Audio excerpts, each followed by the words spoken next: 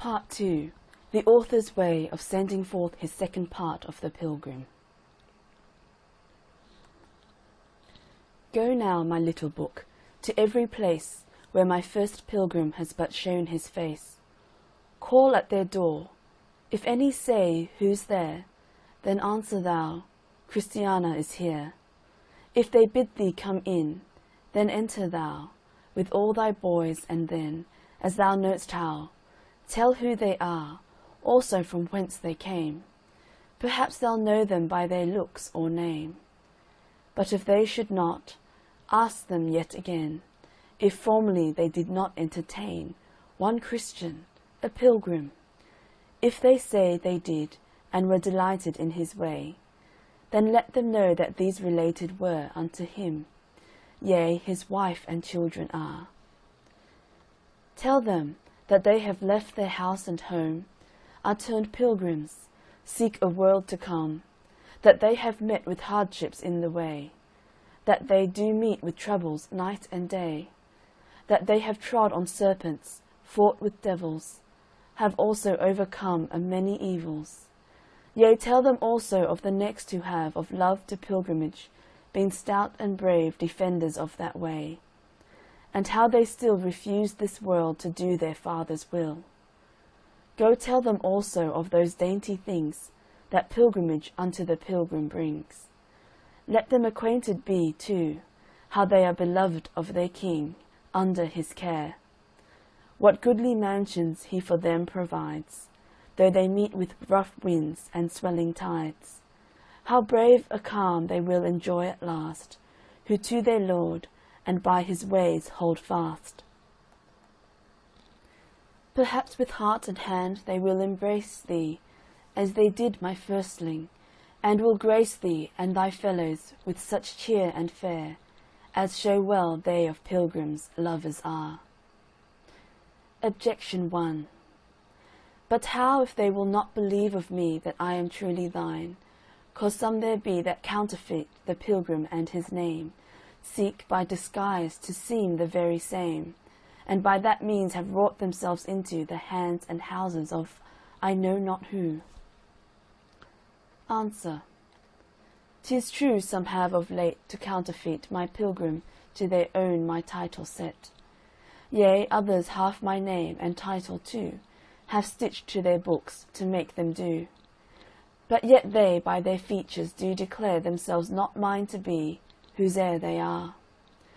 If such thou meetst with, then thine only way before them all is to say out thy say in thine own native language, which no man now useth, nor with ease dissemble can.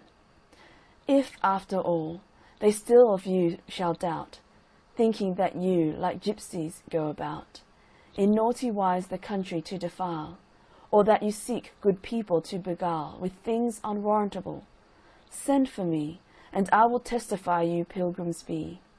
Yea, I will testify that only you my pilgrims are, and that alone will do. Objection 2.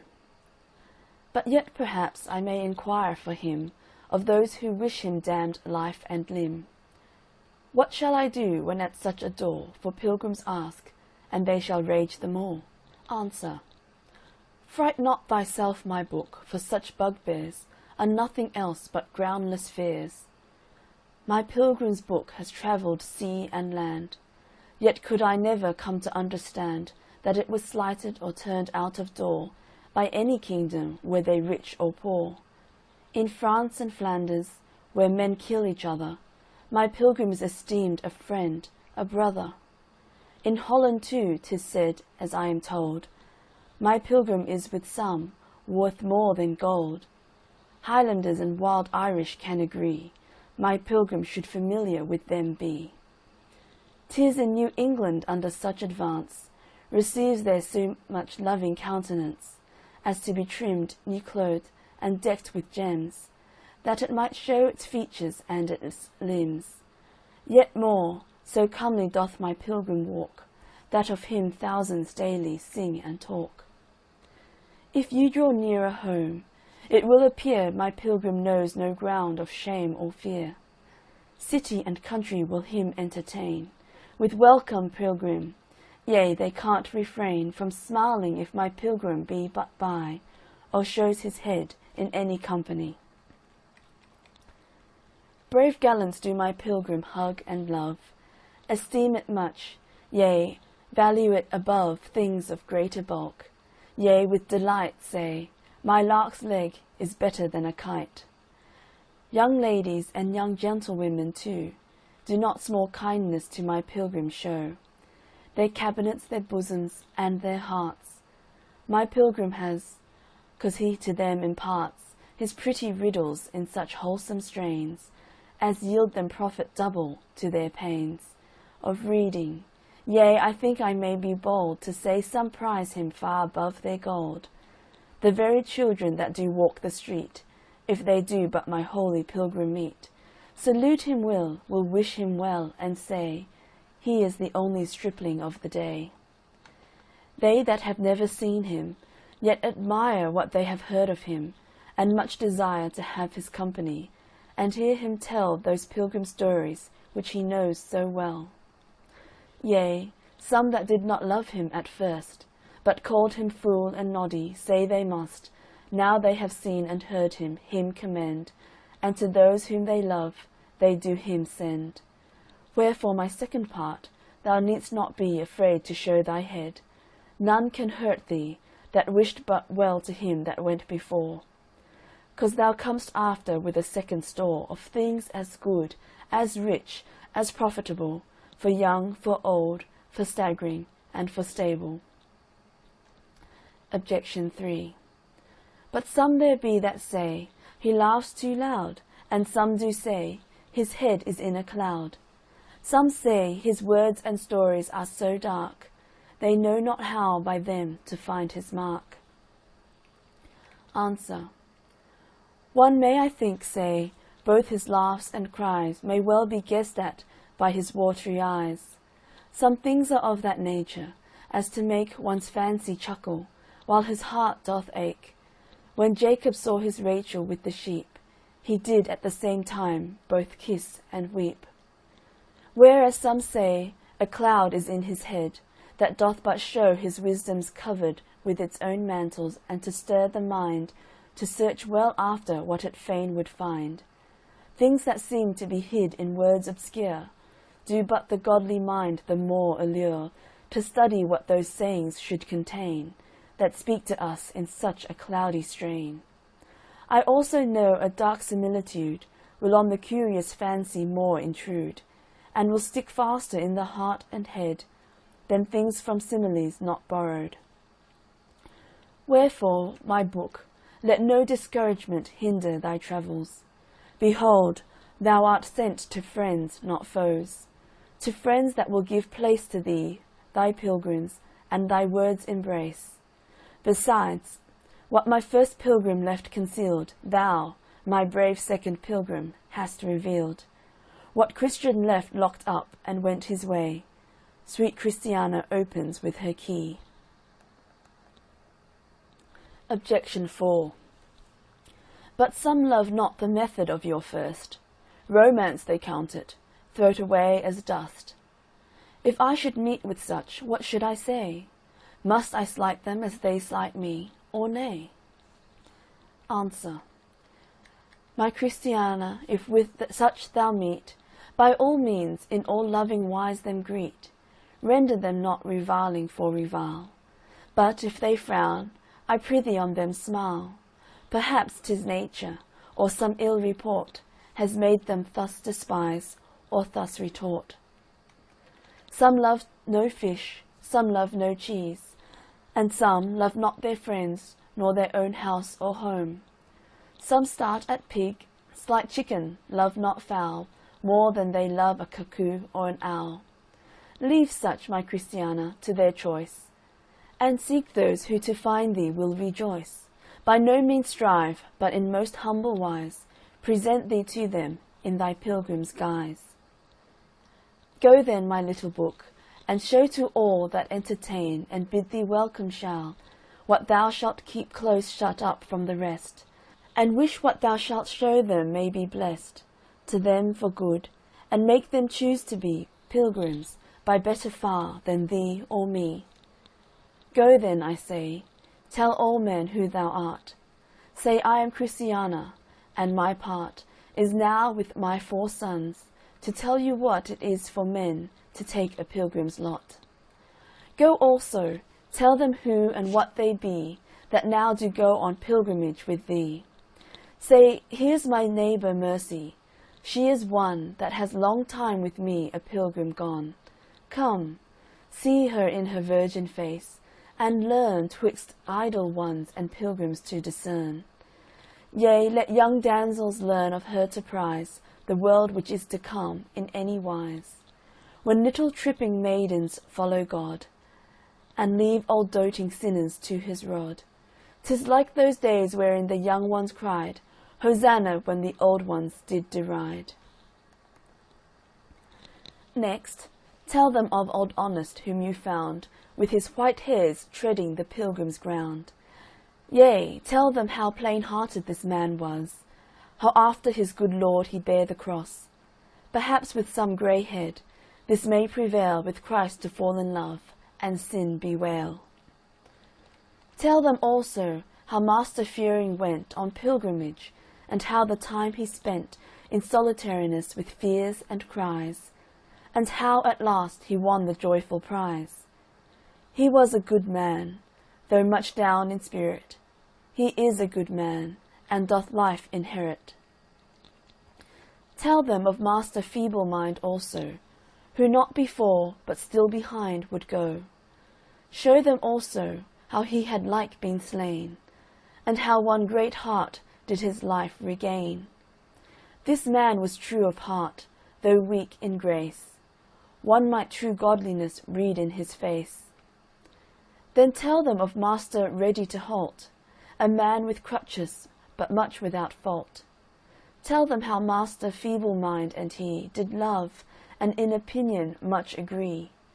And let all know, though weakness was their chance, yet sometimes one could sing, the other dance. Forget not Master Valiant for the truth, that man of courage, though a very youth. Tell every one his spirit was so stout, no man could ever make him face about, and how Great Heart and he could not forbear, and pull down Doubting Castle, slay Despair.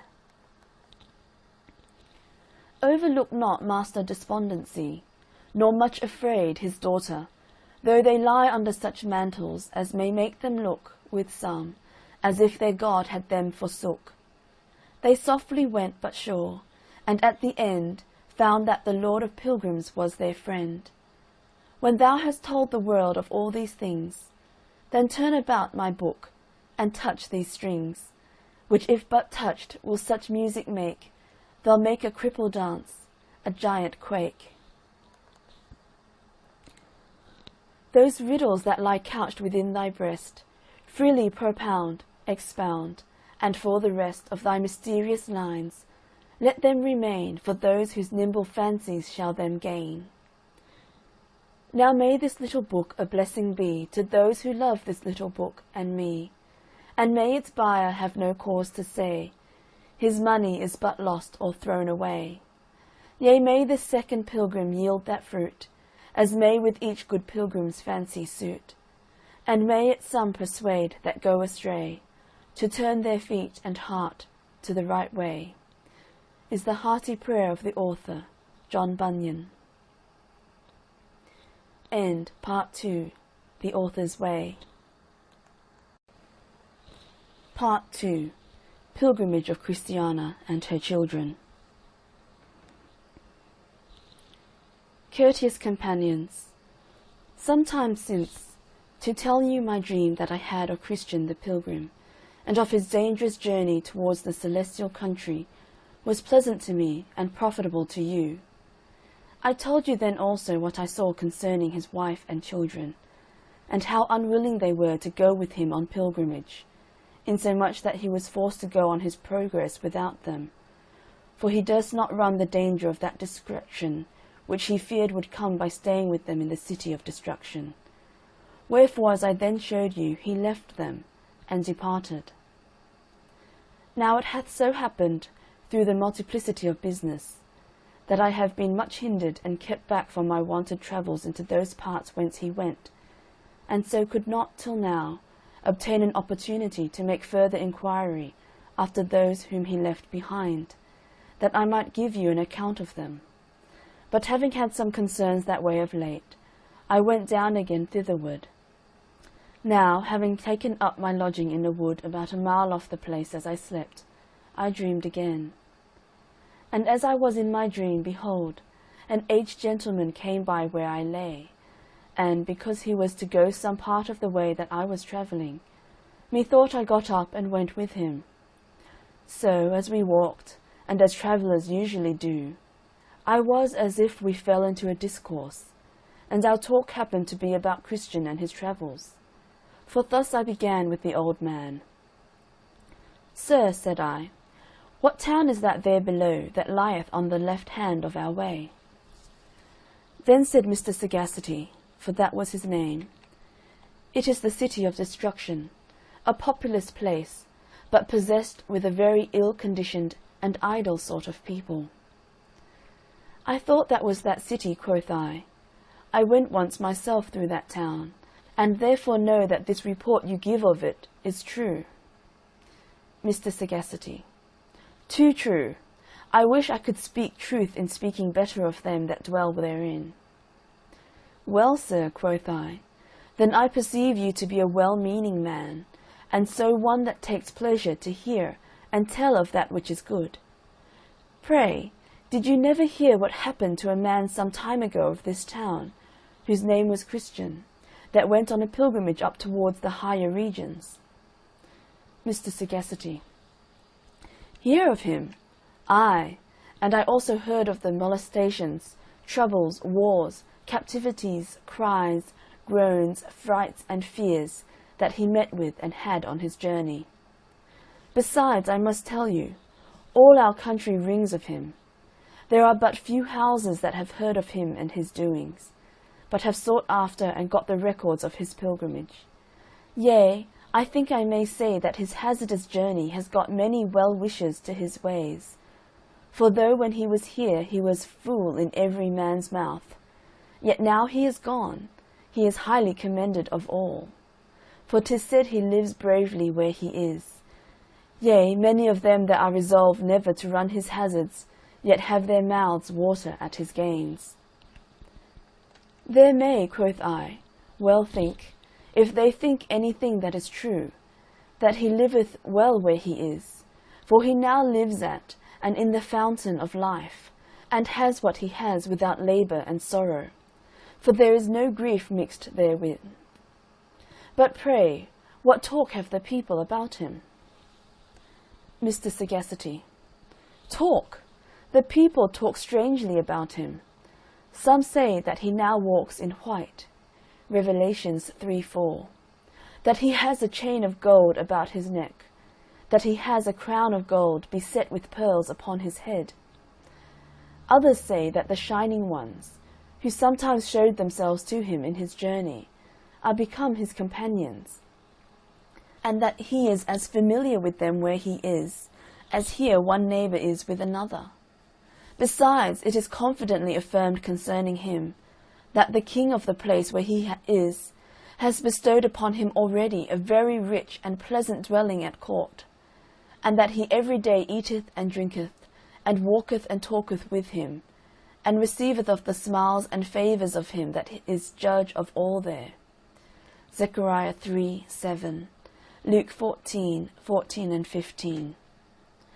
Moreover, it is expected of some that his prince, the lord of that country, will shortly come into these parts, and will know the reason, if they can give any, why his neighbours set so little by him, and had him so much in derision, when they perceived that he would be a pilgrim.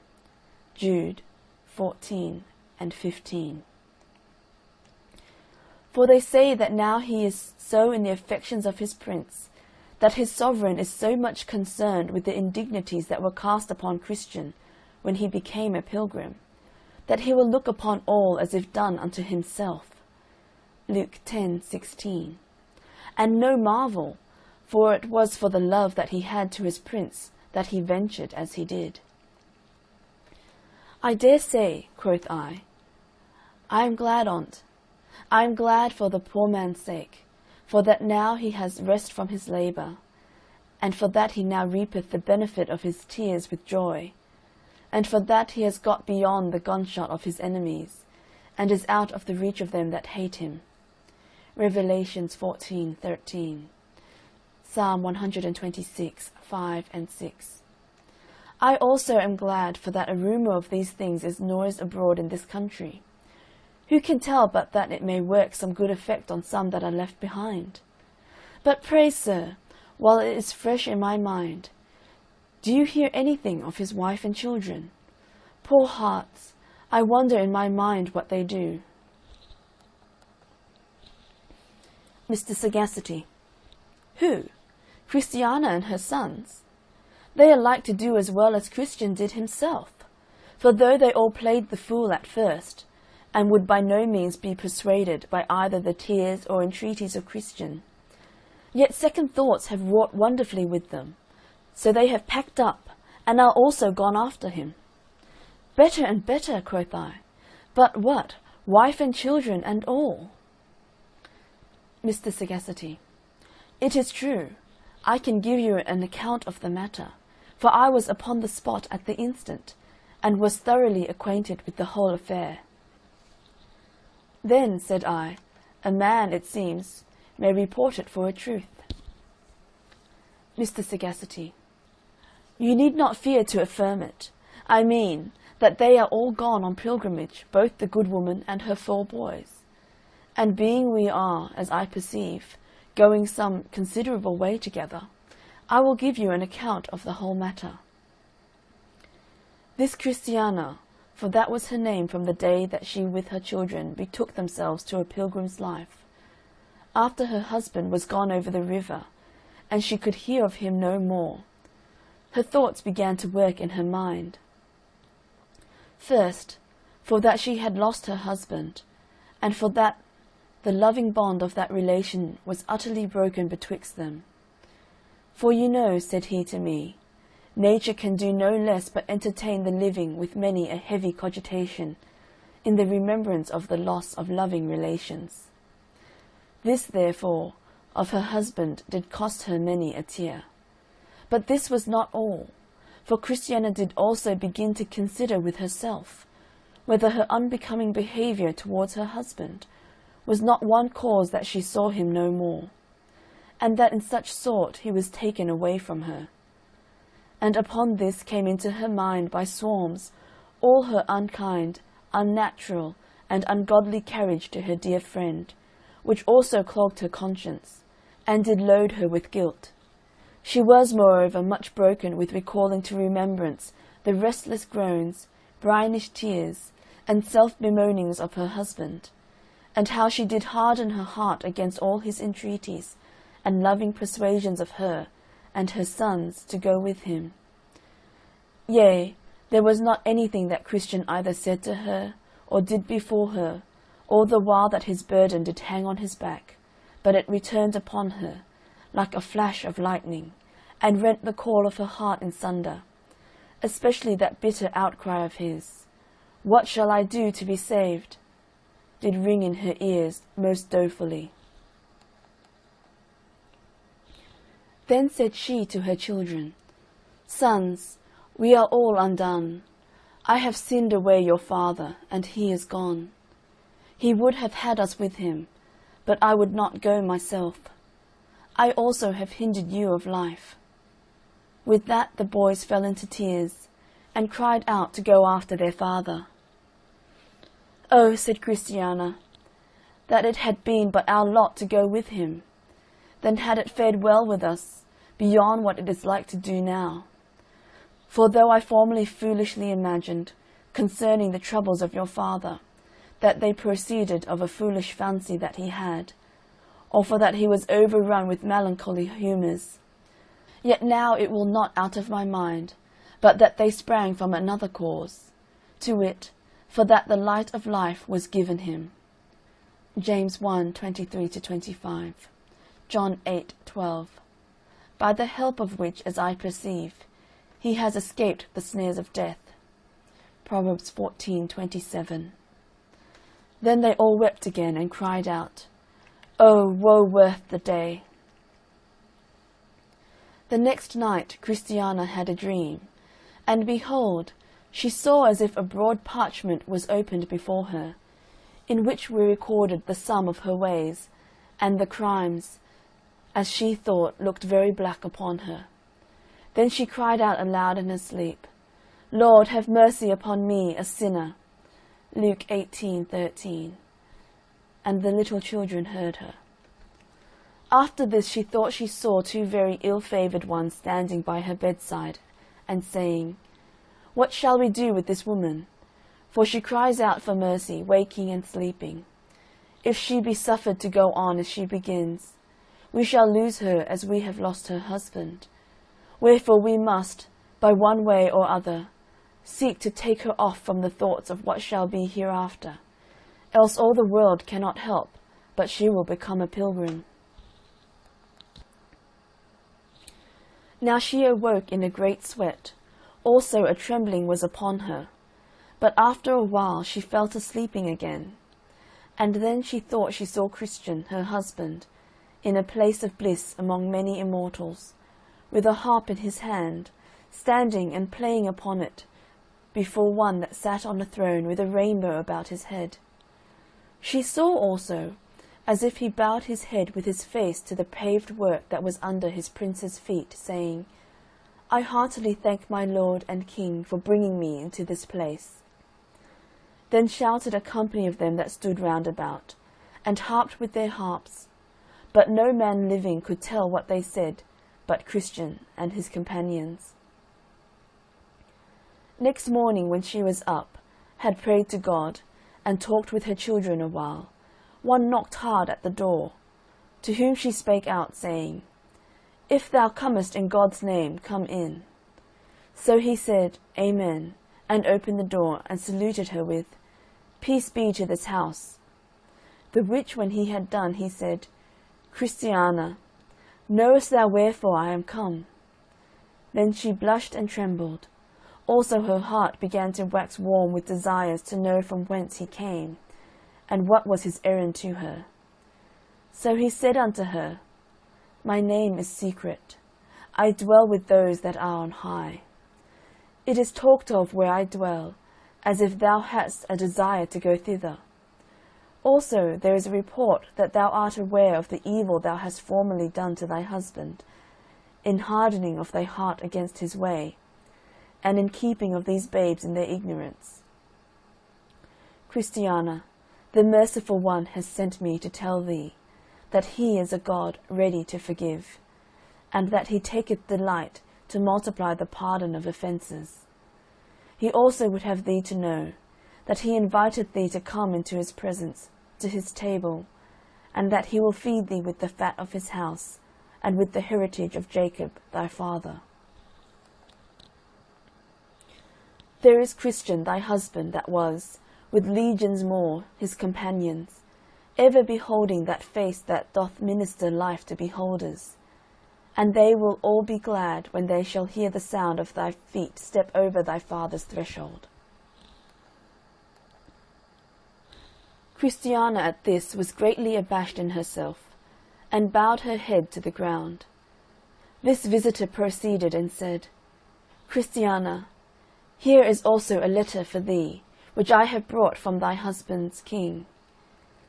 So she took it and opened it, but it smelt after the manner of the best perfume. Song of Solomon 1:3. Also it was written in letters of gold. The contents of the letter were these, that the king would have her to do as did Christian her husband, for that was the way to come to his city, and to dwell in his presence with joy for ever.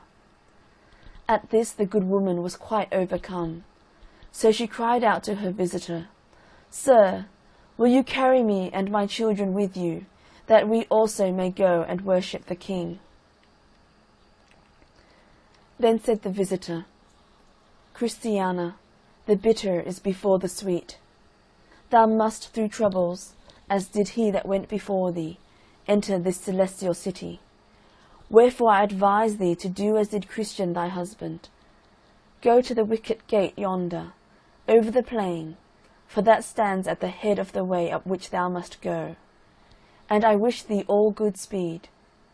Also I advise that thou put this letter in thy bosom, that thou read therein to thyself and to thy children, until you have got it by heart.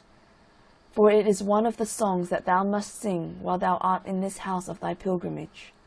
Psalm 119:54. Also this thou must deliver in at the further gate. Now I saw in my dream that this old gentleman, as he told me the story, did himself seem to be greatly affected therewith.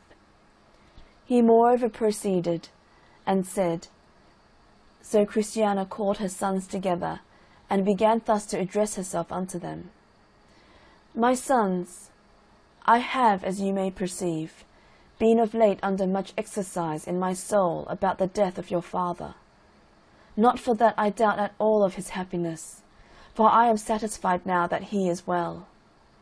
I have also been much affected with the thoughts of my own state and yours, which I verily believe is by nature miserable.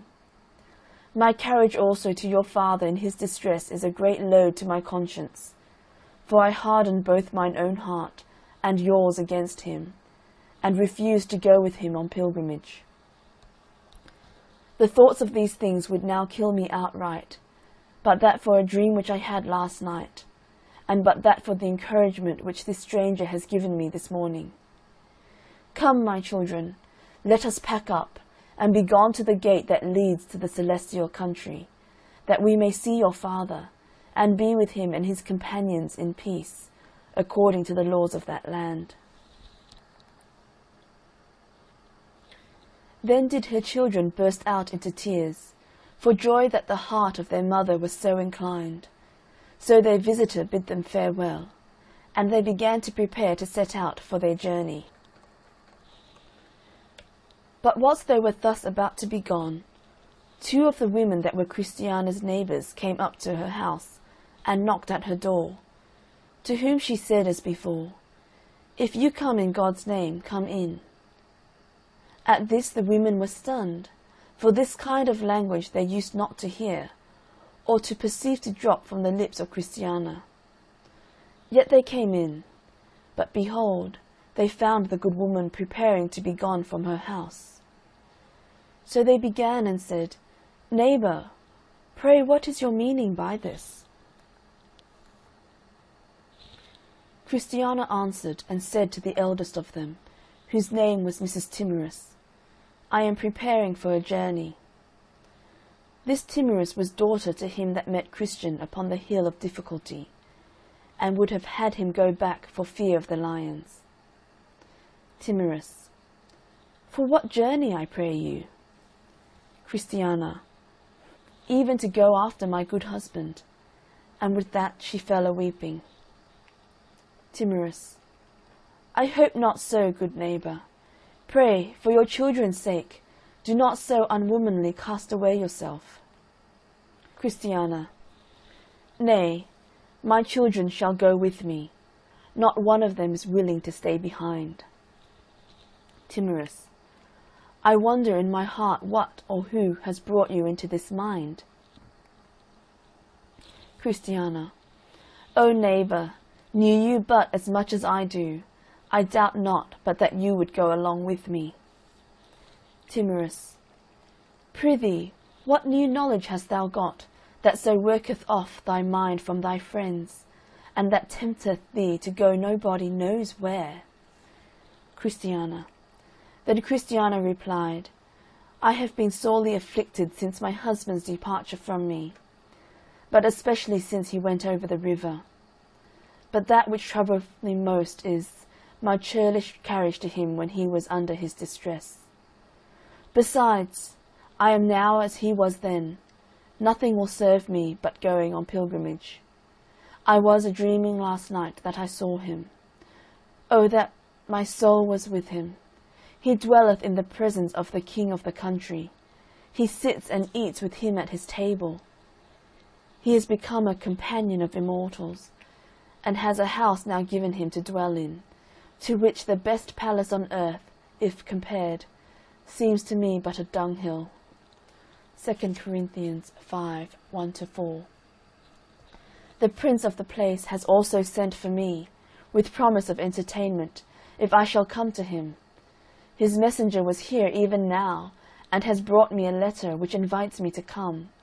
And with that she plucked out her letter, and read it, and said to them, What now will you say to this? Timorous. Oh, the madness that has possessed thee and thy husband, to run yourselves upon such difficulties.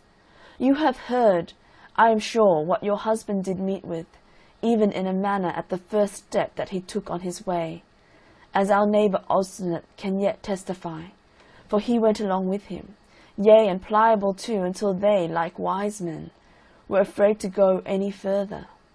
We also heard over and above how he met with the lions, Apollyon, the shadow of death, and many other things. Nor is the danger that he met with at Vanity Fair to be forgotten by thee. For if he, though a man, was so hard put to it, what canst thou, being but a poor woman, do? Consider also that these 4 sweet babes are thy children, thy flesh and thy bones. Wherefore, though thou shouldest be so rash as to cast away thyself, yet for the sake of the fruit of thy body, keep thou at home. But Christiana said unto her, Tempt me not, my neighbour. I have now a price put into my hands to get gain, and I should be a fool of the greatest size if I should have no heart to strike in with the opportunity. And for that, you tell me of all these troubles which I am like to meet with in the way. They are so far from being to me a discouragement, that they show I am in the right. The bitter must come before the sweet, and that also will make the sweet sweeter. Wherefore, since you came not to my house in God's name, as I said, I pray you to be gone, and not to disquiet me further. Then Timorous reviled her, and said to her fellow, Come, neighbour Mercy, let us leave her in her own hands, since she scorns our counsel and company. But Mercy was at a stand, and could not readily comply with her neighbour, and that for a 2-fold reason. 1, her bowels yearned over Christiana, so she said within herself, If my neighbour will needs be gone, I will go a little way with her, and help her. 2, her bowels yearned over her own soul, for what Christiana had said had taken some hold upon her mind. Wherefore she said within herself again, I will yet have more talk with this Christiana, and, if I find truth and life in what she shall say, I myself with my heart shall also go with her. Wherefore Mercy began thus to reply to her neighbour Timorous. Mercy. Neighbour, I did indeed come with you to see Christiana this morning, and since she is, as you see, taking of her last farewell of the country, I think to walk this sunshiny morning a little with her, to help her on her way. But she told her not of her second reason, but kept it to herself. Timorous. Well, I see you have a mind to go a-fooling too, but take heed in time and be wise. While we are out of danger, we are out, but when we are in, we are in. So Mrs. Timorous returned to her house, and Christiana betook herself to her journey. But when Timorous was got home to her house, she sends for some of her neighbours, to wit, Mrs. Bat's Eyes, Mrs. Inconsiderate, Mrs. Lightmind, and Mrs. Know-Nothing. So that when they were come to her house, she falls to telling of the story of Christiana, and of her intended journey, and thus she began her tale. Timorous. Neighbours, having had little to do this morning, I went to give Christiana a visit, and when I came at the door I knocked, as you know it is our custom, and she answered, If you come in God's name, come in. So in I went, thinking all was well. But when I came in, I found her preparing herself to depart the town, she and also her children. So I asked her what was her meaning by that, and she told me, in short, that she was now of a mind to go on pilgrimage as did her husband. She told me also of a dream that she had, and how the king of the country where her husband was had sent an inviting letter to come thither. Then said Mrs. Know-nothing, "And what, do you think she will go?" Timorous, "Ay, go she will, whatever comes on. And methinks I know it by this, for that which was my great argument to persuade her to stay at home, to wit, the troubles she was like to meet with on the way, is one great argument with her to put her forward on her journey. For she told me in so many words, the bitter goes before the sweet, yea, and forasmuch as it doth, it makes the sweet the sweeter." Mrs. Bat's eyes. "Oh, this blind and foolish woman," said she, "and will she not take warning by her husband's afflictions? For my part, I see, if he were here again, he would rest himself content in a whole skin, and never run so many hazards for nothing." Mrs. Inconsiderate also replied, saying, "Away with such fantastical fools from the town, a good riddance for my part, I say, of her. Should she stay where she dwells, and retain this her mind, who could live quietly by her? For she will either be dumpish or unneighbourly, or talk of such matters as no wise body can abide. Wherefore, for my part, I shall never be sorry for her departure. Let her go, and let better come in her room. It was never a good world since these whimsical fools dwelt in it." Then Mrs. Lightmind added as followeth, "Come, put this kind of talk away. I was yesterday at Madame Wanton's, where we were as merry as the maids. For who do you think should be there, but I and Mrs. Love-the-Flesh, and 3 or 4 more, with Mrs. Letchery, Mrs. Filth, and some others. So there we had music and dancing, and what else was meet to fill up the pleasure? And I dare say my lady herself is an admirable well-bred gentlewoman, and Mr. Letchery is as pretty a fellow." End Part 2. Pilgrimage of Christiana and her children. Part 2. The first stage.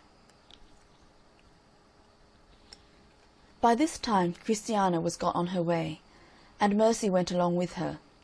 So as they went, her children being there also, Christiana began to discourse. And, "Mercy," said Christiana, "I take this as an unexpected favour, that thou shouldst set forth out of doors with me to accompany me a little in the way." Mercy. Then said young Mercy, for she was but young, "If I thought it would be to purpose to go with you, I would never go near the town any more." Christiana. "Well, Mercy," said Christiana, "cast in thy lot with me. I well know what will be the end of our pilgrimage. My husband is where he would not but be for all the gold in the Spanish mines. Nor shalt thou be rejected, though thou goest but upon my invitation. The King, who hath sent for me and my children, is one that delighteth in mercy. Besides, if thou wilt, I will hire thee, and thou shalt go along with me as my servant. Yet we will have all things in common betwixt thee and me. Only go along with me." Mercy. But how shall I be ascertained that I also should be entertained? Had I this hope but from one that can tell, I would make no stick at all, but would go, being helped by him that can help, though the way was never so tedious. Christiana. Well, loving Mercy, I will tell thee what thou shalt do. Go with me to the wicket gate, and there I will further inquire for thee. And if there thou shalt not meet with encouragement, I will be content that thou return to thy place. I will also pay thee for thy kindness, which thou showest to me and my children, in the accompanying of us in the way that thou dost. Mercy. Then will I go thither, and will take what shall follow. And the Lord grant that my lot may there fall, even as the King of heaven shall have his heart upon me. Christiana then was glad at heart, not only that she had a companion, but also for that she had prevailed upon this poor maid to fall in love with her own salvation. So they went on together, and Mercy began to weep. Then said Christiana, "Wherefore weepeth my sister so?" Mercy, "Alas," said she, "who can but lament, that shall but rightly consider what a state and condition my poor relations are in, that yet remain in our sinful town?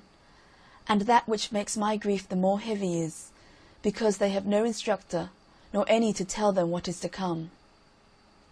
Christiana, "Pity becomes pilgrims, and thou dost weep for thy friends, as my good Christian did for me when he left me. He mourned for that I would not heed nor regard him. But his Lord and ours did gather up his tears, and put them into his bottle.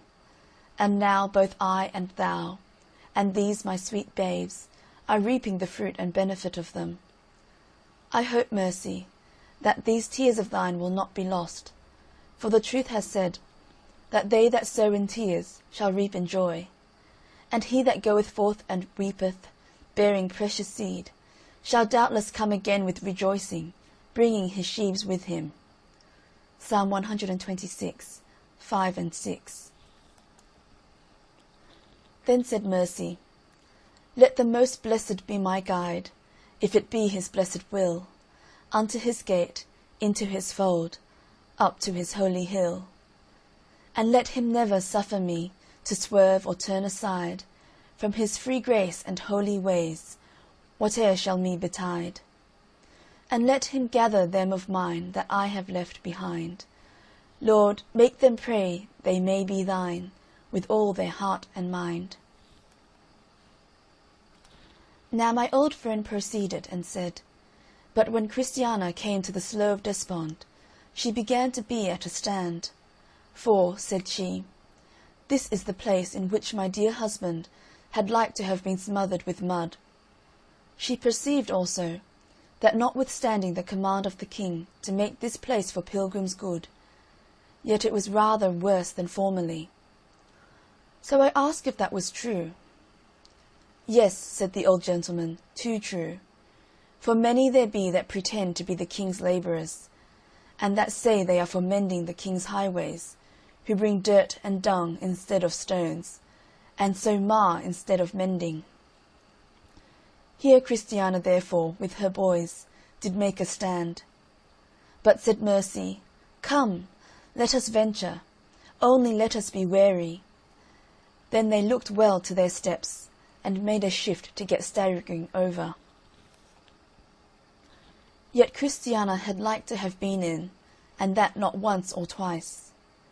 Now they had no sooner got over, but they thought they heard words that said unto them, Blessed is she that believeth, for there shall be a performance of those things which were told her from the Lord. Luke 1:45.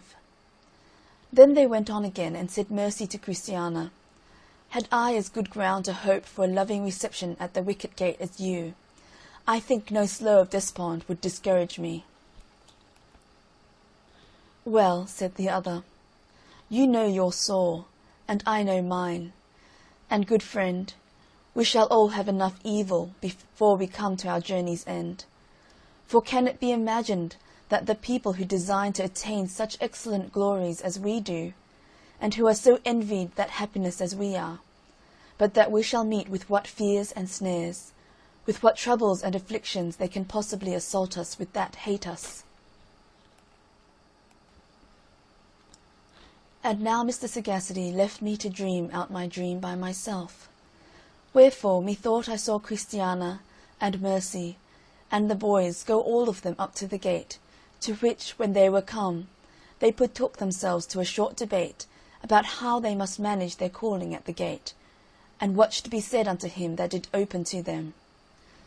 So it was concluded, since Christiana was the eldest, that she should knock for entrance, and that she should speak to him that did open for the rest. So Christiana began to knock, as her poor husband did.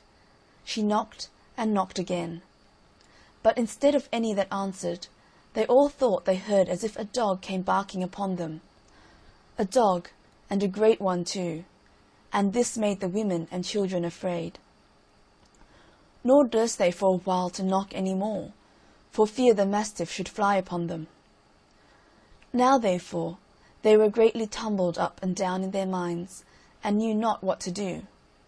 Knock they durst not, for fear of the dog. Go back they durst not, for fear the keeper of that gate should espy them as they so went, and should be offended with them. At last they thought of knocking again, and knocked more vehemently than they did at first. Then said the keeper of the gate, Who is there? So the dog left off to bark, and he opened unto them. Then Christiana made low obeisance, and said, Let not our lord be offended with his handmaidens, for that we have knocked at his princely gate. Then said the keeper, Whence come ye, and what is it that ye would have? Christiana answered, We are come from whence Christian did come, and upon the same errand as he, to wit, to be, if it shall please you, graciously admitted by this gate into the way that leads unto the celestial city. And I answer, my lord, in the next place, that I am Christiana, once the wife of Christian, that now is gotten above. With that the keeper of the gate did marvel, saying, What, is she now become a pilgrim that but a while ago abhorred that life? Then she bowed her head and said, Yea, and so are these my sweet babes also. Then he took her by the hand and led her in, and said also, Suffer little children to come unto me. And with that he shut up the gate. This done, he called to a trumpeter that was above over the gate, to entertain Christiana with shouting, and the sound of trumpet for joy. So he obeyed and sounded, and filled the air with his melodious notes. Now all this while poor Mercy did stand without, trembling and crying, for fear that she was rejected. But when Christiana had got admittance for herself and her boys, then she began to make intercession for Mercy. Christiana.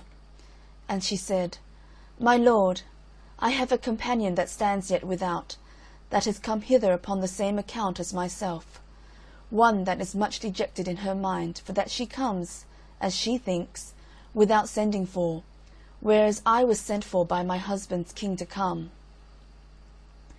Now Mercy began to be very impatient, and each minute was as long to her as an hour, wherefore she prevented Christiana from a fuller interceding for her, by knocking at the gate herself. And she knocked then so loud that she made Christiana to start. Then said the keeper of the gate, Who is there? And Christiana said, It is my friend. So he opened the gate and looked out. But Mercy was fallen down without in a swoon, for she fainted, and was afraid that no gate should be opened to her. Then he took her by the hand and said, Damsel, I bid thee arise. O sir, said she, I am faint, there is scarce life left in me. But he answered, that one once said, When my soul fainted within me, I remembered the Lord, and my prayer came unto thee, into thy holy temple. Jonah 2:7. Fear not, but stand upon thy feet, and tell me wherefore thou art come. Mercy. I am come for that unto which I was never invited, as my friend Christiana was. Hers was from the king, and mine was but from her, wherefore I fear I presume. Keep. Did she desire thee to come with her to this place? Mercy. Yes, and as my Lord sees, I am come. And if there is any grace and forgiveness of sins to spare, I beseech that thy poor handmaid be a partaker thereof. Then he took her again by the hand, and led her gently in, and said, I pray for all them that believe on me, by what means soever they come unto me. Then said he to those that stood by, Fetch something, and give it to Mercy to smell on, thereby to stay her faintings. So they fetched her a bundle of myrrh, and a while after she was revived. And now were Christiana and her boys, and Mercy, received of the Lord at the head of the way, and spoken kindly unto by him. Then said they yet further unto him, We are sorry for our sins, and beg of our Lord his pardon, and further information what we must do. I grant pardon, said he, by word and deed, by word in the promise of forgiveness, by deed in the way I obtained it. Take from the first from my lips with a kiss, and the other as it shall be revealed. Song of Solomon 1:2, John 20:20. Now I saw in my dream that he spake many good words unto them, whereby they were greatly gladdened. He also had them up to the top of the gate, and showed them by what deed they were saved, and told them withal, that sight they would have again as they went along in the way to their comfort. So he left them a while in a summer parlour below, where they entered into talk by themselves. And thus Christiana began, O how glad am I that we are gotten hither. Mercy. So you well may, but I of all have cause to leap for joy. Christiana. I thought one time, as I stood at the gate, because I had knocked and none did answer, that all our labour had been lost, especially when that ugly cur made such a heavy barking against us. Mercy.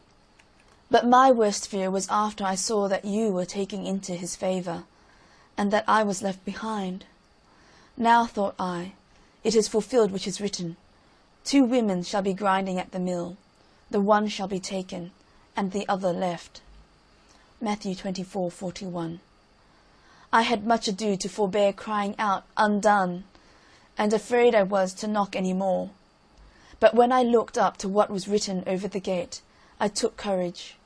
I also thought that I must either knock again or die. So I knocked, but I cannot tell how, for my spirit now struggled between life and death. Christiana. Can you not tell how you knocked?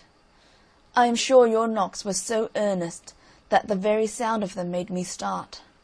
I thought I never heard such knocking in all my life. I thought you would come in by a violent hand, or take the kingdom by storm. Matthew 11:12. Mercy. Alas, to be in my case, who that so was could but have done so? You saw that the door was shut upon me, and there was a most cruel dog thereabout. Who, I say, that was so faint-hearted as I, would not have knocked with all their might. But pray, what said my lord to my rudeness? Was he not angry with me?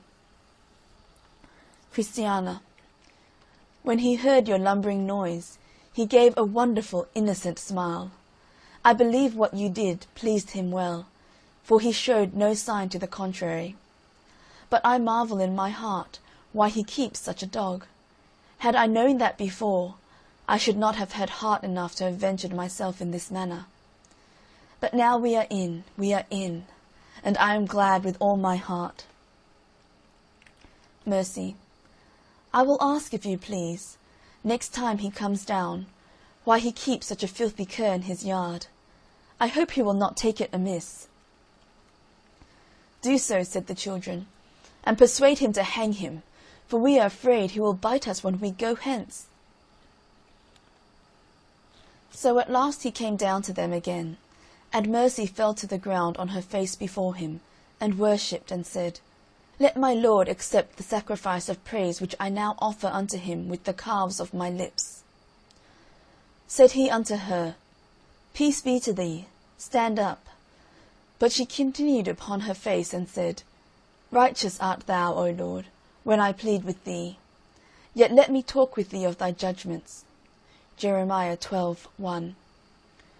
Wherefore dost thou keep so cruel a dog in thy yard, at the sight of which such women and children as we are ready to fly from thy gate for fear?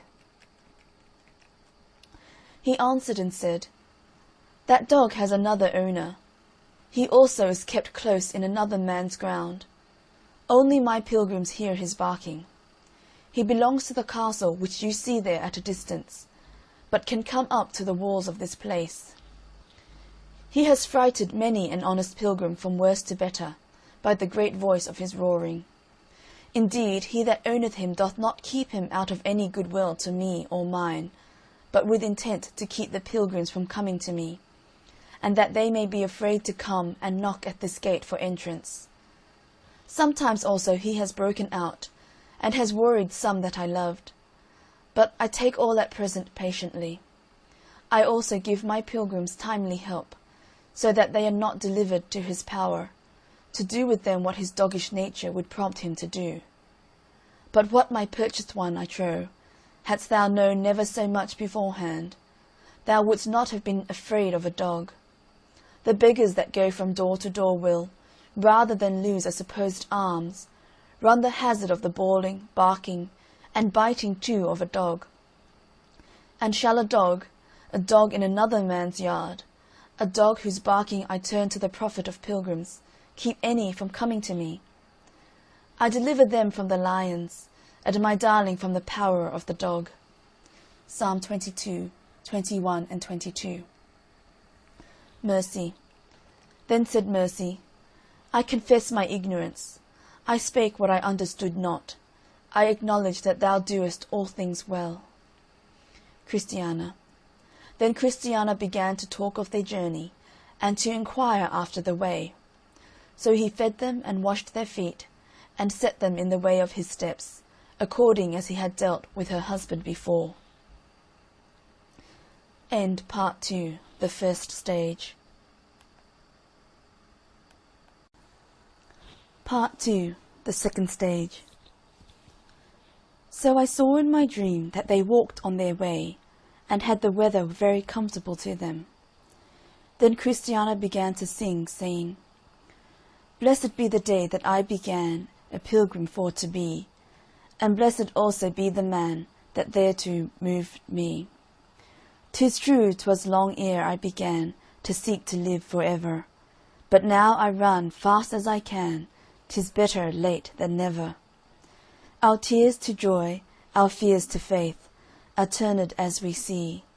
Thus our beginning, as one saith, shows what our end will be. Now there was, on the other side of the wall that fenced in the way up which Christiana and her companions were to go, a garden, and that garden belonged to him whose was that barking dog, of whom mention was made before. And some of the fruit trees that grew in that garden shot their branches over the wall, and being mellow, they that found them did gather them up, and eat of them to their hurt. So Christiana's boys, as boys are apt to do, being pleased with the trees, and with the fruit that hung thereon, did pluck them, and began to eat. Their mother did also chide them for so doing, but still the boys went on. Well, said she, my sons, you transgress, for that fruit is none of ours. But she did not know that it belonged to the enemy. I'll warrant you, if she had, she would have been ready to die for fear. But that passed, and they went on their way. Now by that they were gone about 2 bowshots from the place that led them into the way, they espied 2 very ill-favoured ones coming down apace to meet them. With that, Christiana and Mercy her friend covered themselves with their veils, and so kept on their journey. The children also went on before, so that at last they met together. Then they that came down to meet them came just up to the women, as if they would embrace them. But Christiana said, Stand back, or go peaceably as you should.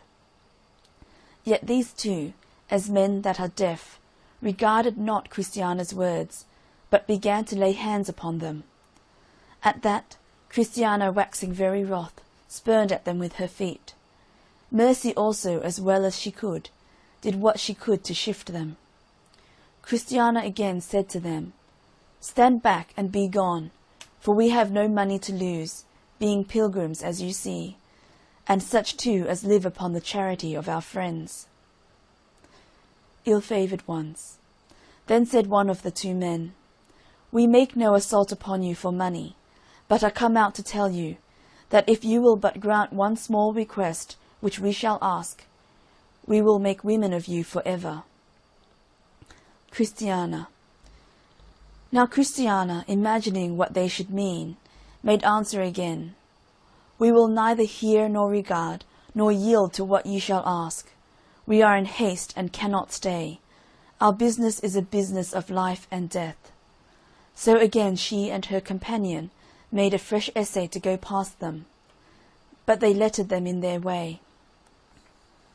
Ill-favoured ones. And they said, We intend no hurt to your lives. It is another thing we would have. Christiana. Ay, quoth Christiana, you would have us body and soul, for I know it is for that you are come. But we will die rather upon the spot, than to suffer ourselves to be brought into such snares as shall hazard our well-being hereafter.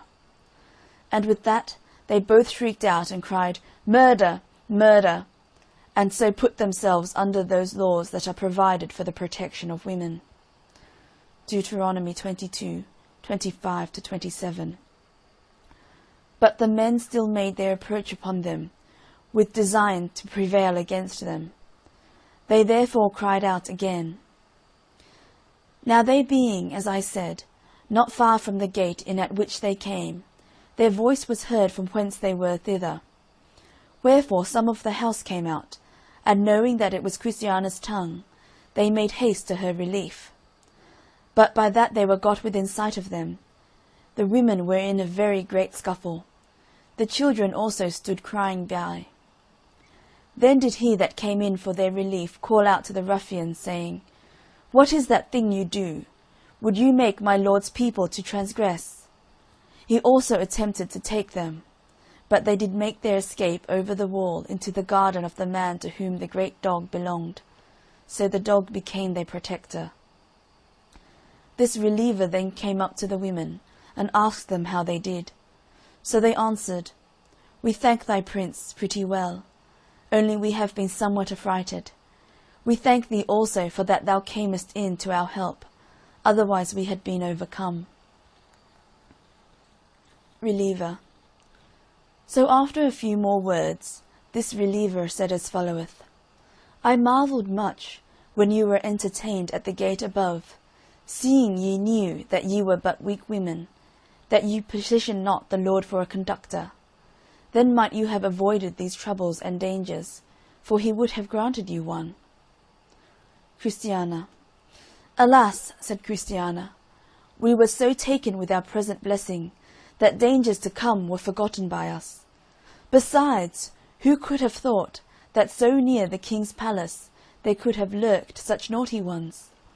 Indeed, it had been well for us had we asked our Lord for one, but since our Lord knew it would be for our profit, I wonder he sent not one along with us. Reliever. It is not always necessary to grant things not asked for, lest by so doing they become of little esteem.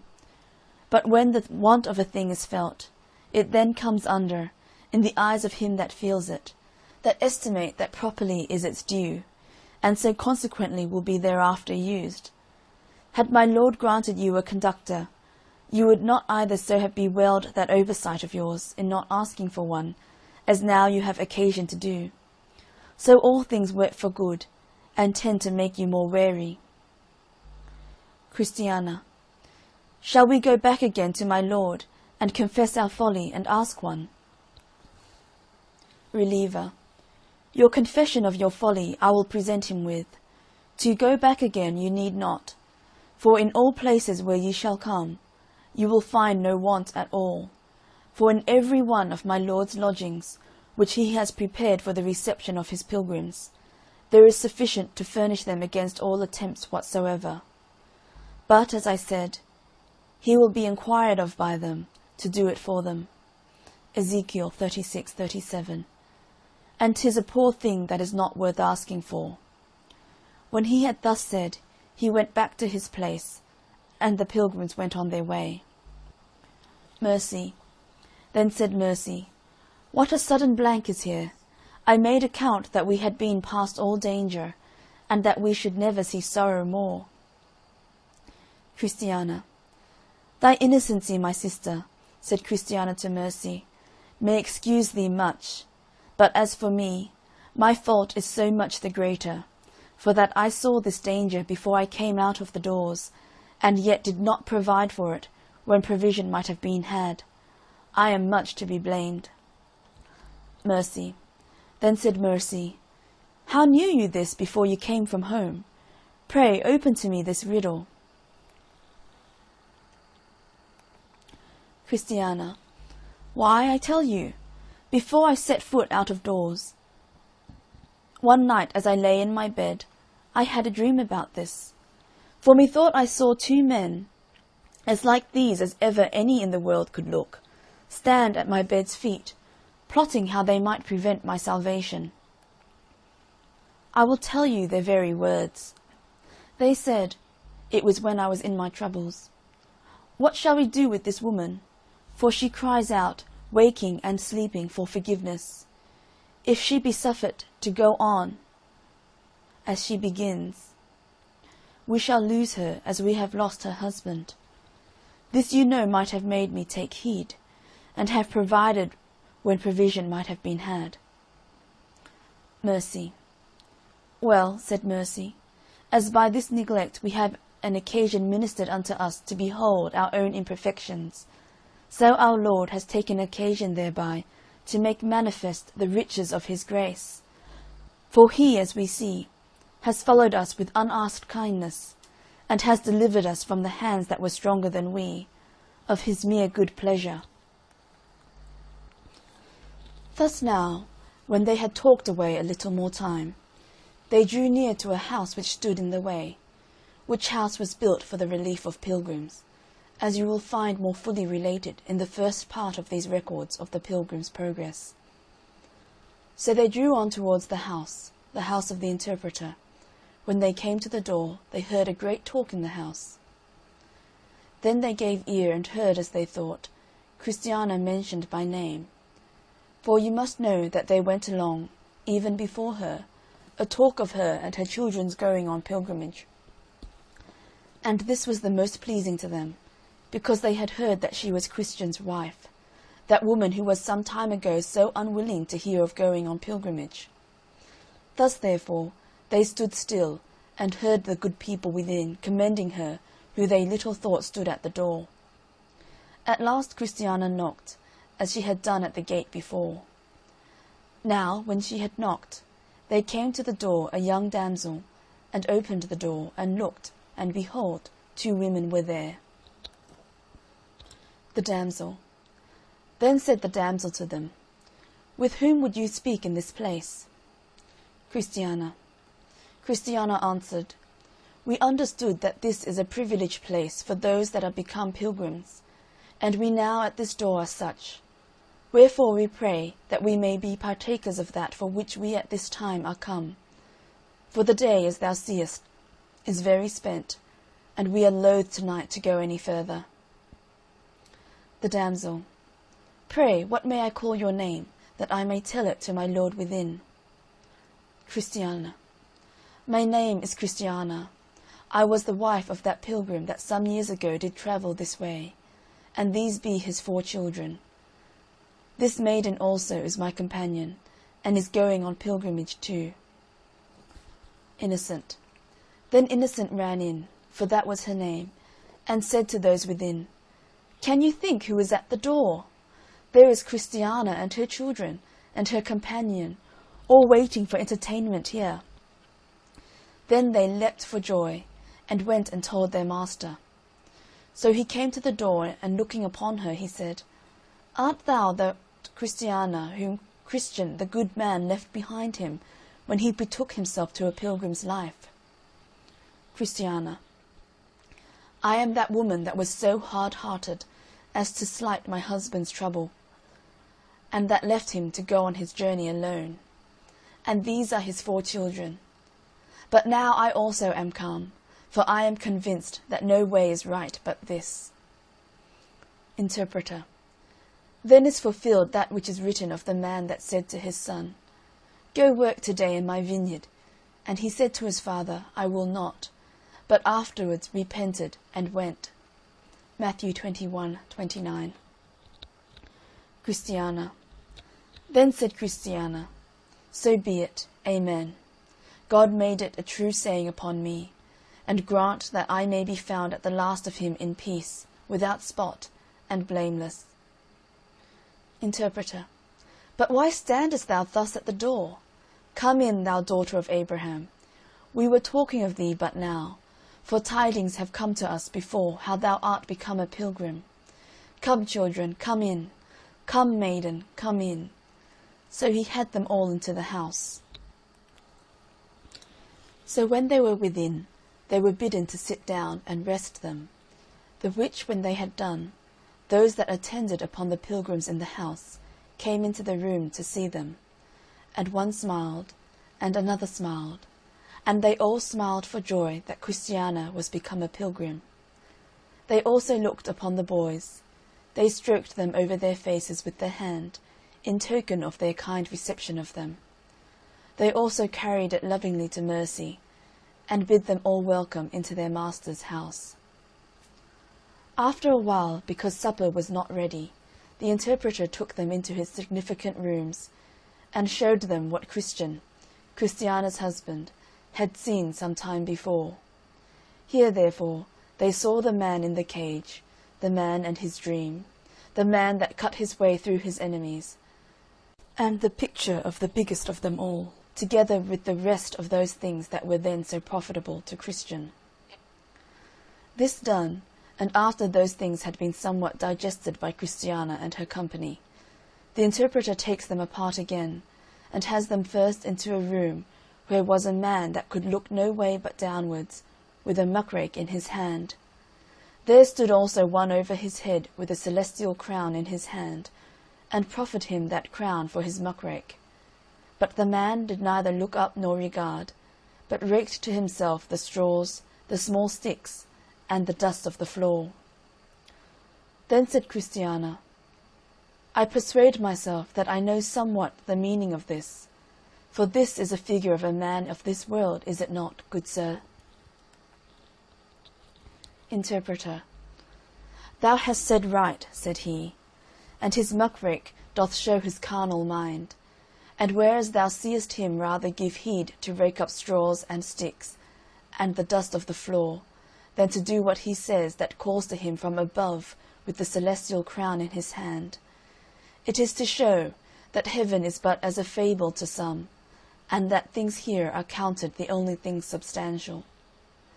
Now, whereas it was also showed thee that the man could look no way but downwards, it is to let thee know that earthly things, when they are with power upon men's minds, quite carry their hearts away from God. Christiana. Then said Christiana, O deliver me from this muckrake. Proverbs 30:8. Interpreter. That prayer, said the interpreter, has lain by till it is almost rusty. Give me not riches is scarce the prayer of 1 in 10,000. Straws and sticks and dust with most are the great things now looked after. With that Christiana and Mercy wept and said, It is, alas, too true. When the interpreter had shown them this, he had them into the very best room in the house. A very brave room it was. So he bid them look round about, and see if they could find anything profitable there. Then they looked round and round, for there was nothing to be seen but a very great spider on the wall, and that they overlooked. Mercy. Then said Mercy, Sir, I see nothing. But Christiana held her peace. Interpreter. But, said the interpreter, look again. She therefore looked again, and said, Here is not anything but an ugly spider, who hangs by her hands upon the wall. Then said he, Is there but one spider in all this spacious room? Then the water stood in Christiana's eyes, for she was a woman quick of apprehension. And she said, Yea, Lord, there are more here than one. Yea, and spiders whose venom is far more destructive than that which is in her. The interpreter then looked pleasantly on her and said, Thou hast said the truth. This made Mercy to blush, and the boys to cover their faces, for they all began now to understand the riddle. Then said the interpreter again, The spider taketh hold with her hands, as you see, and is in kings' palaces. Proverbs 30:28. And wherefore is this recorded, but to show you that, how full of the venom of sin soever you be, yet you may by the hand of faith lay hold of and dwell in the best room that belongs to the king's house above. Christiana. I thought, said Christiana, of something of this, but I could not imagine it at all. I thought that we were like spiders, and that we looked like ugly creatures, in what fine room soever we were, but that by this spider, that venomous and ill-favoured creature, we were to learn how to act faith, that came not into my thoughts. And yet she had taken hold with her hands, and, as I see, dwelleth in the best room in the house. God has made nothing in vain. Then they seemed all to be glad, but the water stood in their eyes, yet they looked one upon another, and also bowed before the interpreter. He had them into another room, where were a hen and chickens, and bid them observe a while. So one of the chickens went to the trough to drink, and every time she drank, she lifted up her head and her eyes towards heaven. See, said he, what this little chick doth, and learn of her to acknowledge whence your mercies come, by receiving them with looking up. Yet again, said he, observe and look. So they gave heed, and perceived that the hen did walk in a fourfold method towards her chickens. 1, she had a common call, and that she hath all the day long. 2, she had a special call, and that she had but sometimes. 3, she had a brooding note. Matthew 23:37. And 4, she had an outcry. Now, said he, compare this hen to your king, and these chickens to his obedient ones. For, answerable to her, he himself hath made his methods which he walketh in towards his people. By his common call he gives nothing. By his special call he always has something to give. He has also a brooding voice for them that are under his wing, and he has an outcry to give the alarm when he seeth the enemy come. I choose, my darlings, to lead you into the room where such things are, because you are women, and they are easy for you. Christiana. And, sir, said Christiana, pray let us see some more. So he had them into the slaughter-house, where was a butcher killing a sheep. And behold, the sheep was quiet, and took her death patiently. Then said the interpreter, You must learn of this sheep to suffer, and to put up with wrongs without murmurings and complaints. Behold how quietly she takes her death, and, without objecting, she suffereth her skin to be pulled over her ears. Your king doth call you his sheep. After this he led them into his garden, where was great variety of flowers. And he said, Do you see all these? So Christiana said, Yes. Then said he again, Behold, the flowers are diverse in stature, in quality, and colour, and smell, and virtue, and some are better than others. Also, where the gardener has set them, there they stand, and quarrel not one with another. Again, he had them into his field, which he had sown with wheat and corn. But when they beheld, the tops of all were cut off, and only the straw remained. He said again, This ground was dunged, and ploughed, and sowed, but what shall we do with the crop? Then said Christiana, Burn some, and make muck of the rest.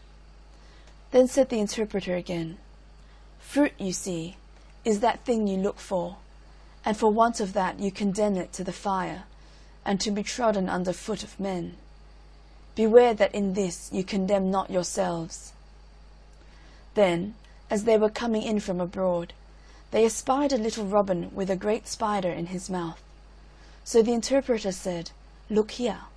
So they looked, and Mercy wondered, but Christiana said, What a disparagement is it to such a pretty little bird as the robin redbreast, he being also a bird above many, that loveth to maintain a kind of sociableness with men. I had thought they had lived upon crumbs of bread, or upon other such harmless matter. I like him worse than I did." The interpreter then replied, "The robin is an emblem, very apt to set forth some professors by, for to sight they are, as this robin, pretty of note, colour, and carriage. They seem also to have a very great love for professors that are sincere, and above all to desire to associate with them, and to be in their company, as if they could live upon the good man's crumbs. They pretend also that therefore it is that they frequent the house of the godly, and the appointments of the Lord. But when they are by themselves, as the robin, they can catch and gobble up spiders, they can change their diet, drink iniquity, and swallow down sin like water." So when they were come again into the house, because supper as yet was not ready, Christiana again desired that the interpreter would either show or tell some other things that are profitable.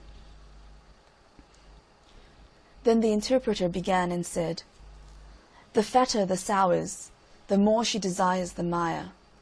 The fatter the ox is, the more gamesomely he goes to the slaughter. And the more healthy the lustful man is, the more prone he is unto evil. There is a desire in women to go neat and find, and it is a comely thing to be adorned with that which in God's sight is of great price. 'Tis easier watching a night or two than to sit up a whole year together. So 'tis easier for one to begin to profess well, than to hold out as he should to the end. Every shipmaster, when in a storm, will willingly cast that overboard which is of the smallest value in the vessel. But who will throw the best out first? None but he that feareth not God. One leak will sink a ship, and one sin will destroy a sinner. He that forgets his friend is ungrateful unto him, but he that forgets his Saviour is unmerciful to himself. He that lives in sin, and looks for happiness hereafter, is like him that soweth cockle, and thinks to fill his barn with wheat or barley. If a man would live well, let him fetch his last day to him, and make it always his company keeper. Whispering and change of thoughts prove that sin is in the world. If the world, which God sets light by, is counted a thing of that worth with men, what is heaven that God commendeth? If the life that is attended with so many troubles is so loath to be let go by us, what is the life above? Everybody will cry up the goodness of men, but who is there that is, as he should be, affected with the goodness of God? We seldom sit down to meat, but we eat and leave. So there is in Jesus Christ more merit and righteousness than the whole world has need of." When the interpreter had done, he takes them out into his garden again, and had them to a tree whose inside was all rotten and gone, and yet it grew and had leaves. Then said Mercy, "What means this?" "This tree," said he, "whose outside is fair, and whose inside is rotten, is that to which many may be compared that are in the garden of God, who with their mouths speak high in behalf of God, but indeed will do nothing for him, whose leaves are fair, but their heart good for nothing but to be tinder for the devil's tinder-box." Now supper was ready, the table spread, and all things set on the board. So they sat down and did eat, when one had given thanks. And the interpreter did usually entertain those that lodged with him with music at meals. So the minstrels played. There was also one that did sing, and a very fine voice he had.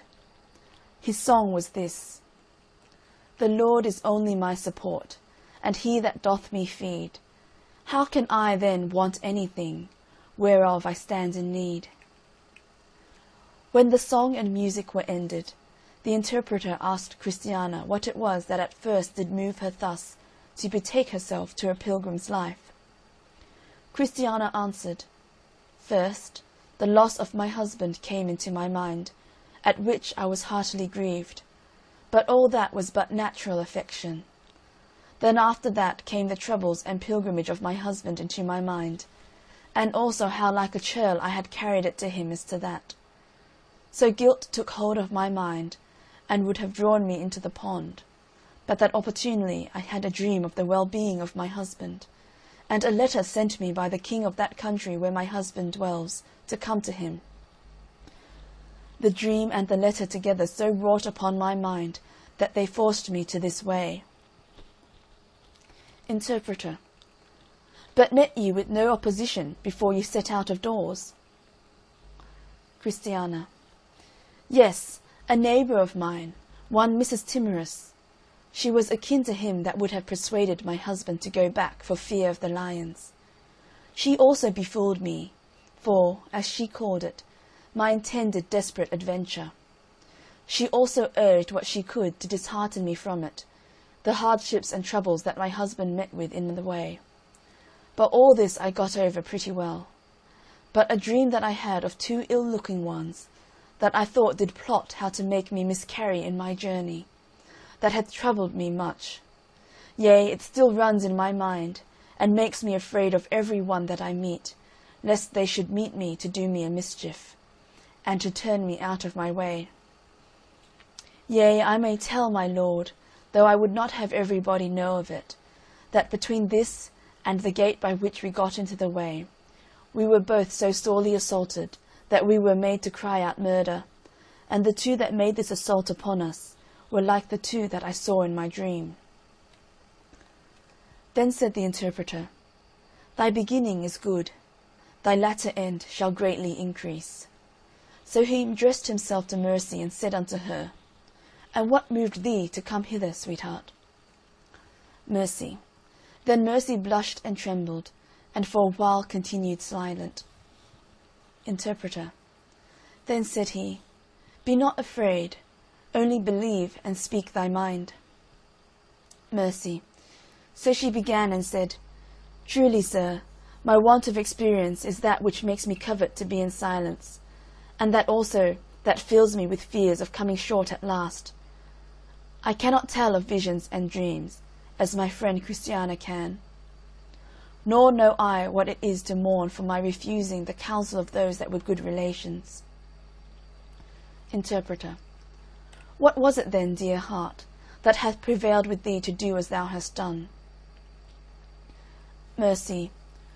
Why, when our friend here was packing up to be gone from our town, I and another went accidentally to see her. So we knocked at the door and went in. When we were within, and seeing what she was doing, we asked her what was her meaning. She said she was sent for to go to her husband, and then she up and told us how she had seen him in a dream, dwelling in a curious place among immortals, wearing a crown, playing upon a harp, eating and drinking at his prince's table, and singing praises to him for bringing him thither, etc. Now methought, while she was telling these things unto us, my heart burned within me, and I said in my heart, If this be true, I will leave my father and my mother, and the land of my nativity, and will, if I may, go along with Christiana. So I asked her further of the truth of these things, and if she would let me go with her. For I saw now that there was no dwelling, but with the danger of ruin, any longer in our town. But yet I came away with a heavy heart, not for that I was unwilling to come away, but for that so many of my relations were left behind. And I am come with all the desire of my heart, and will go, if I may, with Christiana unto her husband and his king. Interpreter. Thy setting out is good, for thou hast given credit to the truth. Thou art a Ruth, who did, for the love she bare to Naomi, and to the Lord her God, leave father and mother, and the land of her nativity, to come out and go with a people she knew not heretofore.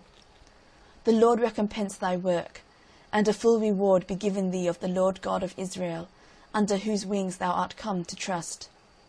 Ruth 2:11 and 12. Now supper was ended, and preparation was made for bed. The women were laid singly alone, and the boys by themselves. Now when Mercy was in bed, she could not sleep for joy, for that now her doubts of missing at last were removed further from her than ever they were before. So she lay blessing and praising God, who had such favour for her. In the morning they arose with the sun, and prepared themselves for their departure. But the interpreter would have them tarry a while. For, said he, you must orderly go from hence. Then said he to the damsel that first opened unto them, Take them, and have them into the garden to the bath, and there wash them, and make them clean from the soil which they had gathered by travelling. Then Innocent the damsel took them, and led them into the garden, and brought them to the bath. So she told them that there they must wash and be clean, for so her master would have the women to do that called at his house, as they were going on pilgrimage. Then they went in and washed, yea, they and the boys and all, and they came out of that bath not only sweet and clean, but also much enlivened and strengthened in their joints. So when they came in, they looked fairer a deal than when they went out to the washing. When they were returned out of the garden from the bath, the interpreter took them, and looked upon them, and said unto them, Fair as the moon. Then he called for the seal, wherewith they used to be sealed that were washed in his bath. So the seal was brought, and he set his mark upon them, that they might be known in the places whither they were yet to go. Now the seal was the contents and sum of the Passover, which the children of Israel did eat. Exodus 13:8-10. When they came out of the land of Egypt, and the mark was set between their eyes. This seal greatly added to their beauty, for it was an ornament to their faces. It also added to their gravity, and made their countenance more like those of angels. Then said the interpreter again to the damsel that waited upon these women, Go into the vestry, and fetch out garments for these people. So she went, and fetched out white raiment, and laid it down before him. So he commanded them to put it on. It was fine linen, white and clean. When the women were thus adorned, they seemed to be a terror one to the other, for that they could not see that glory each one had in herself, which they could see in each other. Now therefore they began to esteem each other better than themselves. For, You are fairer than I am, said one, and You are more comely than I am, said another. The children also stood amazed, to see into what fashion they were brought. End Part 2, the second stage.